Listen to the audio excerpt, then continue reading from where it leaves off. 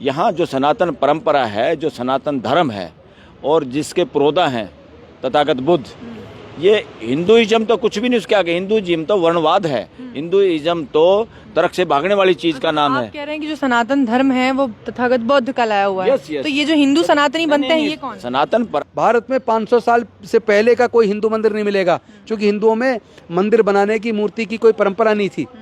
मंदिर, बौद्ध मठ बनाने की, बौद्ध मंदिर बनाने की या मूर्ति बनाने की परंपरा बौद्धों में थी।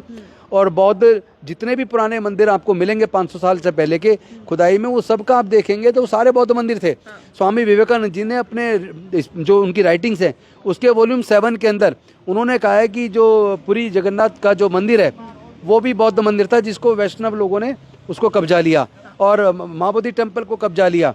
और साथ ही साथ तिरुपति बालाजी और बद्रीनाथ के बारे में भी जो सूचना आई है, ये लड़ाई तमाम सिर्फ पुराने महाबोधि जो मंदिर है वो नहीं। अभी हम रिक्वेस्ट कर रहे हैं कि हम महाबोधि टेम्पल की बात कर रहे हैं और आप सरकारों को चाहिए कि ताकि ये बात यहीं पे रुक जाए, वो महाबोधि टेम्पल को मुक्त कर दें। तो ये सरकार को चेतावनी दी जा रही ये चेतावनी है। अन्यथा जितने भी पुराने बौद्ध मंदिर हैं जिनको कब्जा कर उसको कन्वर्ट किया गया, फिर उन सब की मांग की जाएगी, सब जगह जांच कराई जाएगी। नमस्कार, तो जनता लाइव देख रहे हैं आप और मैं हूं आपके साथ पूजा। बिहार के बोध गया में महाबोधि महाविहार मुक्ति आंदोलन अब काफ़ी ज़ोरों शोरों पर चल रहा है। लगभग 1 महीना इस पूरे आंदोलन को पूरा होने जा रहा है और अब दिल्ली से भी कुछ तमाम बुद्धिजीवी और अधिवक्तागण अब यहाँ से एक कमेटी, एक टीम बनाकर बोध गया पहुँच रहे हैं, जिसमें हमारे साथ सर मौजूद हैं, वो भी जा रहे हैं। तो सर, सबसे पहले तो आपसे ये जानना चाहती हूँ कि आप लोगों ने काफ़ी समय हो गया, 15-20 दिन होने वाले हैं, अब ये फैसला क्यों लिया है कि आप लोग वहाँ पहुँचने वाले हैं? नहीं, ये फैसला साथियों का है। मैं तो राजेंद्र पाल गौतम जी उनने के साथ हम लोग जा रहे हैं और एक ऐसी बात है जो एक सच्चाई है, सच्चाई का साथ देना चाहिए। और महात्मा बुद्ध की जगह, उनकी निशानी, उसके लिए काम नहीं करेंगे तो फिर क्या मायने हैं। तो मानवता का प्रतीक तथागत बुद्ध और इतने हजारों साल पहले जो बात लोगों की हिम्मत ही नहीं थी कहने की, उस तरह की सच्चाई, नेचुरल सिद्धांत, नेचुरल लॉ की जो बात की उन्होंने, और वो सच्चाई जो यूनिवर्सल है, सार्वभौम है, जिसको इफ एंड बट कोई नहीं कर सकता, जो लगातार है, पहले था, आज है, कल भी है, क्योंकि नेचुरल जो सिद्धांत है उसको कोई चेंज नहीं कर सकता। हमें बल्कि नेचुरल सिद्धांत को जान के उसके हिसाब से जीना होता है। और उतनी बड़ी बात अंदाज़ा नहीं लगा सकते इतना हजारों साल पहले जिस आदमी ने ज्ञान अर्जित करके ये बात कही पूरी मानव जाति के सामने, ये बहुत बड़ा काम था, बहुत बड़ी धरोहर है वो। बलराज मलिक जी, सरकार के लिए कोई बड़ी बात नहीं है एक छोटे से एक्ट को हटाना, हाँ, लेकिन फिर भी उसके बाद भी 1949 से अब तक सरकार ने इसमें आमूलचूल परिवर्तन तक नहीं किए। इसलिए नहीं किए ना। इस देश का अगर इतिहास देखा जाए, या बाहर के जो आक्रमणकारी थे वो तो बहुत छोटी बात मैं कहूँगा, उन्होंने इस देश को इतना नहीं बदला। यहाँ पे जो असली आक्रमण है वो वर्णवाद का है। और इस संस्कृति को, मानवता की संस्कृति पे जो कब्जा किया है, वो ये कब्जा, ये राजाओं के कब्जे से बड़ा कब्जा ये है, जो कि कल्चर पे, सच्चाई पे एक आवरण ढकना, उस पर कब्जा करना और उसको गलत तरीके से ढोंग में परिवर्तित करना, मानव में डिफरेंस करना और लगातार अपना शासन बनाए रखना। ये शासन क्या है? मानसिक शासन है, लोगों को मानसिक गुलाम बना के और अपनी बात को हावी रखना और साइंटिफिक का टेम्पर का बनने नहीं देना, सच्चाई का सामना होने नहीं देना, क्योंकि वर्णवाद तर्क से भागता है, सच्चाई का सामना करने की हिम्मत नहीं है। तो ऐसी चीज़ की जरूरत ही नहीं, वो ढोंग है। जो तर्क को सामना नहीं कर सकते, जो एविडेंस नहीं दिखा सकते और जो सच्चाई से भागते हैं, वो सारा ढोंग है। उसको ढोंग कहेंगे, उसको रिलीजन भी नहीं कहेंगे। इसलिए यहाँ जो सनातन परंपरा है, जो सनातन धर्म है और जिसके पुरोधा हैं तथागत बुद्ध, ये हिंदुइज्म तो कुछ भी नहीं उसके आगे। हिंदुइज्म तो वर्णवाद है, हिंदुइज्म तो तर्क से भागने वाली चीज का नाम है। आप कह रहे हैं कि जो सनातन धर्म है वो तथागत बुद्ध का लाया हुआ है। Yes, yes. तो ये जो हिंदू सनातनी बनते हैं ये कौन? सनातन परंपरा जो है उसके एक पुरोधा है, हाँ, तथागत बुद्ध। उन्होंने समझा कि बिल्कुल सही है, ये तो नेचर में जो कुछ है और उसी को समझना है, उसके अनुरूप जीना है, समझदारी से जीना है, और ऐसा कुछ भी रहस्य नहीं है। इस तरह की बात उस वक्त करना बहुत बड़ी बात थी। और जो ढोंग पे आजीविका करने वाले लोग, मूर्ख बना के, बिना काम बिना मेहनत के खाने वाले जो प्रवृत्ति थी, उस तरह की। मैं कहूँगा व्यापारी मॉल में तो आपका कुछ सामान मिल जाता है, कम से कम सामान अडल्ट्रेटेड हो सकता है, मिलावट वाला हो सकता है, कम मिल सकता है, मगर जो वर्णवाद है या ढोंगवाद है वो तो मानसिक गुलाम बनाता है, आपको डराता है, आपसे पैसे भी लेता है, आपसे दान दक्षिणा भी लेता है और आपको मानसिक नपुंसक बनाता है। ये तो घोर अन्याय है, असंवैधानिक है, यह अपराध है। इस देश में हिंदुइज्म के नाम से अपराध हो रहा है, ढोंगवाद फैलाया जा रहा है और हमारा संविधान जो कहता है कि सबको टेम्पर, साइंटिफिक टेम्पर का बनना है। जो साइंटिफिक टेम्पर से, तर्क से भागता है वो ढोंग होता है, वो रिलीजन भी नहीं कह सकते उसको, धर्म तो बहुत बड़ी बात है। तो तथागत बुद्ध ने जो बौद्ध धर्म की स्थापना है वो एक, मैं ये कहूँगा, पर्यायवाची है सनातन परंपरा का, सनातन धर्म का। इसलिए वो प्रोदा है और इस देश का और पूरी दुनिया को रास्ता दिखाने वाले, वसुदेव कुटुंबकम की बात करने वाले, मानवता की बात करने वाले वो तथागत बुद्ध हैं। और उनकी उस जगह पे अगर कोई कब्जा करके उसको वर्णवादी लोग या वर्णवादी मानसिकता उसको जानबूझ के मंदिर का नाम देकर उसको इस तरह की मूर्तियां रख के वहाँ ये जो ड्रामाबाजी हो रहा है वो बिल्कुल घोर अन्याय है, मानवता के साथ अन्याय है, पूरे देश के साथ अन्याय है। ये पूरा देश फख्र महसूस करता है तथागत बुद्ध पे। आप मंदिर की बात कर रहे हैं, वो तो गौतम बुद्ध को ही कहते हैं, तथागत गौतम बुद्ध को, कि वो विष्णु के अवतार हैं, हिंदुओं के भगवान हैं। जब कोई अवतारों में विश्वास करेगा तभी तो कहेंगे। यही तो ढोंग है, यही तो ढोंग है, सबसे बड़ा ढोंग है। और ये सारा उस ढोंग के तहत हर चीज को अपने कब्जे में लेना चाहते हैं और वो ये इस देश का को मानसिक गुलाम इन बातों ने बनाया हुआ है। देश को इससे आगे बढ़ना होगा। कोई अवतार उत्तर नहीं होता, पूरी मानव जाति बाकी बेकार है क्या? कुछ अवतार हैं बाकी बेकार हैं क्या? ये अवतार की प्रथा है, दिस इज नॉनसेंस।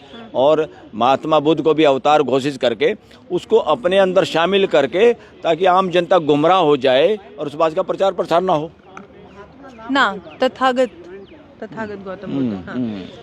तो अभी आपको लगता है कि आप लोग जो वहाँ पहुँचने जा रहे हैं, एक लंबा आंदोलन चल रहा है लंबे अरसे से, आपको लगता है आपके जाने से वहाँ आप लोग क्या कुछ करेंगे, उस आंदोलन में कैसे सहयोग करेंगे? हम तो एक लीगल पहलू भी देखेंगे। हाँ। भाई क्या है वहाँ पर और क्या इसमें हो सकता है और लीगली कैसे समाज को जागरूक किया जा सकता है, या इस मुहिम में जो लोग लगे हुए हैं उनको किस तरह की अपनी लीगल एड दे सकते हैं, उनको मदद कर सकते हैं, सलाह दे सकते हैं। इसके अलावा दिल्ली में भी आप लोग एक बड़े आंदोलन की तैयारी कर रहे हैं इस पूरे मामले को लेकर, उस पर जरा कुछ बताइए। हाँ, कार्यक्रम, आंदोलन कार्यक्रम, और जो कि सार्थक चीज है और वो करना ही पड़ेगा।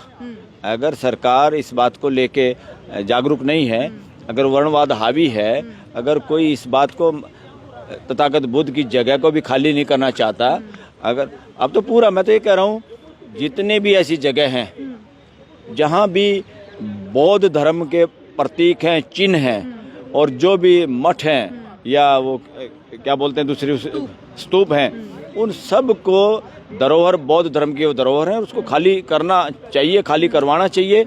और बौद्ध समाज को, बौद्ध धर्म के लोगों की मैनेजमेंट वहाँ हर जगह होनी चाहिए। आप लगातार साइंटिफिक टेम्परामेंट की बात करते हैं, लेकिन यहाँ एक बार एक आवाहन पे 60 करोड़ लोग गंगा में डुबकी लगाने पहुँच जाते हैं। ऐसे में साइंटिफिक टेम्परामेंट है लोगों में? वही सारे लोग तथागत बुद्ध के साथ हैं, देखना। वो जो डुबकी लगा के आए हैं ना, जो पानी साफ नहीं था, मैनेजमेंट भी गड़बड़ थी और कैसे अनसाइंटिफिक बातें थी। बहुत सारे लोग टूरिज्म के बहाने से जाते हैं। सरदा वर्दा की तो देखी जाए, ऐसा नहीं है। आस्था के चक्कर में कोई नहीं जाता। आस्था तो सेकेंडरी है, पहले तो टूरिज्म है। तो देश के जो लोग वहाँ गए हैं, कोई ये समझ ले कि ये ब्लाइंड फॉलोअर हैं किसी के या वर्णवाद के ब्लाइंड फॉलोअर है, ये बिल्कुल नहीं है। वो एंजॉय कराए, देखाए क्या तमाशा है वहाँ पर, क्या होता है। वो सारे के सारे लोग, मुझे जो लगता है, वो दिल से तथागत बुद्ध को कोई इग्नोर नहीं कर पाएगा और तथागत बुद्ध के पाले में खड़े नजर आएंगे। वो सारे लोग वर्णवाद के पाले से निकल के तथागत बुद्ध के पाले में नजर आएंगे लोग। आप लोग कह रहे हैं कि जो तमाम मंदिर हैं जिनका उल्लेख किया, ये जो मंदिर है ना, वर्णवादी जो लोग हैं, ये सनातनी परंपरा के प्रोदा नहीं है। सनातनी परंपरा को नष्ट करके ही वर्णवाद पैदा हुआ। सनातनी परंपरा के अगर घोर विरोधी कोई हैं, सनातन परंपरा के को समूल तरीके से नष्ट करने वाले जो लोग हैं, वो वर्णवादी मानसिकता है।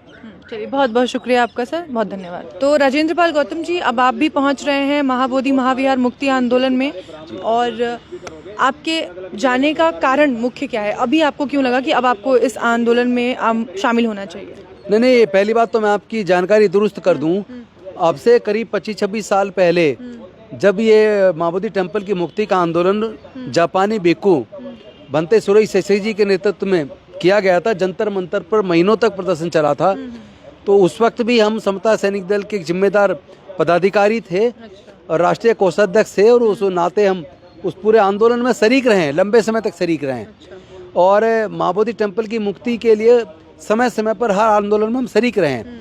और अभी भी अब से तकरीबन 7-8 महीने पहले आकाश लामा जी, मैं और कई और लोग, एक प्रतिनिधि मंडल अल्पसंख्यक आयोग के चेयरमैन और बाकी सदस्यों से मिला था, और वहाँ हमने उनसे मांग की थी कि बुद्धिस्ट माँ बोधि टेम्पल को मुक्त करने के लिए बिहार सरकार को बोलिए कि वो बीटी एक्ट 1949 एक्ट को रिपील करें और नई मैनेजमेंट कमेटी बनाकर बौद्धों को सौंपें। इस बारे में जो भी अध्यादेश लाना पड़े या कोई बिल लाना पड़े वो सरकार लेके आए। और उसके बाद वहाँ पे मीटिंग भी हुई है पटना के अंदर अधिकारियों से। पटना में हमने प्रदर्शन भी किया, और अब से करीब 3 महीने पहले उस प्रदर्शन में भी मैं शामिल था। तो ऐसा नहीं है कि मुझे अब लगा है। जैसा कि आपने खुद जिक्र किया कि 25-26 साल पहले आपने एक आंदोलन से जुड़ा हुए आंदोलन में भी सहयोग किया था। लंबे अरसे से आंदोलन चल रहा है, छोटी सी मांग है, एक छोटा सा एक्ट है जिसको सरकार को हटाना है। किसी बड़े चीज की जरूरत नहीं है, कानूनी दांवपेच भी इतना ज्यादा नहीं है, फिर भी आखिर इससे सरकार करनी क्यों काट रही है? मैं एक जानकारी दे दूं कि 2012 में दार्जिलिंग के एक अधिकारी, गवर्नमेंट ऑफिसर ने सुप्रीम कोर्ट के अंदर एक पिटीशन लगाई थी कि माँ बोधि टेम्पल का संचालन बौद्धों को दिया जाए। और उसके बाद सुप्रीम कोर्ट ने 2018 में जजमेंट दिया और उन्होंने कहा कि माँ बोधि टेम्पल के मैनेजमेंट कमेटी का जो एक्ट है उसको बनाना या रिपील करने का जो अधिकार है वो बिहार की असेंबली को है, बिहार की सरकार को है, और हम इसमें इंटरफेयर नहीं कर सकता। बिहार सरकार से मांग कीजिए, ठीक है। तो बिहार की जो सरकार है, हम उन्हीं से अब निवेदन कर रहे हैं कि आप इस एक्ट को रिपील कीजिए, अध्यादेश लाइए, और फिर मैनेजमेंट कमेटी नई बनाकर बौद्धों को सौंपिए। इसके बारे में जो भी बिल लाना पड़े लाइए। और ये मांग अब विदेशों में भी कई जगह पर बौद्ध लोग उठा रहे हैं, क्योंकि अम्बेडकरवादी बुद्धिस्ट लोग पूरे दुनिया में बसे हुए हैं। दूसरा मैं बता दूं, बेशक जनगणना की जो आंकड़े वो ये कहते हैं जी 0.67% के आसपास बौद्ध लोग हैं भारत में, लेकिन सच्चाई में आपको बताऊं कि भारत में 10 करोड़ से ज़्यादा लोग बुद्धिस्ट विचारधारा में भरोसा करते हैं, जो अम्बेडकरवादी हैं, और वो धीरे धीरे इतने लोग बौद्ध बन रहे हैं। आज जब सर्वे होगा, सेंसस होगा, तो सेंसस में आपको पता लगेगा करोड़ों लोग बौद्ध बन चुके, चूँकि इतिहास बताता है देश का SC, ST, OBC और कन्वर्टेड जो रिलीजियस माइनॉरिटीज़ हैं उनके तमाम के पूर्वज बौद्ध थे। भारत में 500 साल से पहले का कोई हिंदू मंदिर नहीं मिलेगा, क्योंकि हिंदुओं में मंदिर बनाने की, मूर्ति की कोई परंपरा नहीं थी। मंदिर बौद्ध मठ बनाने की, बौद्ध मंदिर बनाने की या मूर्ति बनाने की परंपरा बौद्धों में थी। और बौद्ध जितने भी पुराने मंदिर आपको मिलेंगे 500 साल से पहले के खुदाई में, वो सबका आप देखेंगे तो सारे बौद्ध मंदिर थे।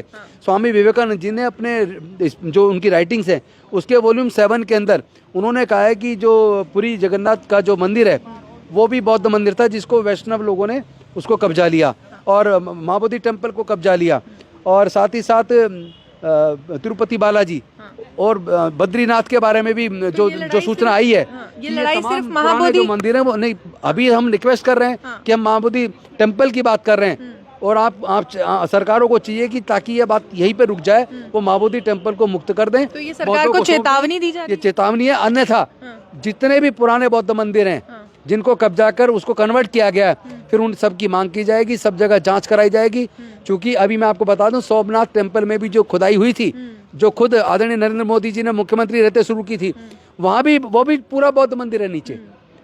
तो जितनी गुफाएं हैं 2000 के आसपास, तमाम गुफाओं में आप देखेंगे तमाम बुद्ध के अवशेष मिलेंगे, बुद्ध की मूर्तियाँ मिलेंगी। तो ये बात समझ में आ जानी चाहिए। पूरा भारत, अखंड जो भारत था, जिसमें बांग्लादेश भी था, नेपाल भी था, पाकिस्तान भी था, अफगानिस्तान भी था, ये पूरा भारत ही बौद्ध था। तो ये बात सबको समझ आनी चाहिए। और मैं तो चाहता हूँ कि सरकार, देश में शांति बनी रहे, भाईचारा बना रहे, सरकार पहल करे और ब्राह्मण लोग भी अपना दिल बड़ा करें और माँ बोधि टेम्पल को मुक्त करें। चलिए, बहुत बहुत धन्यवाद सर आपका।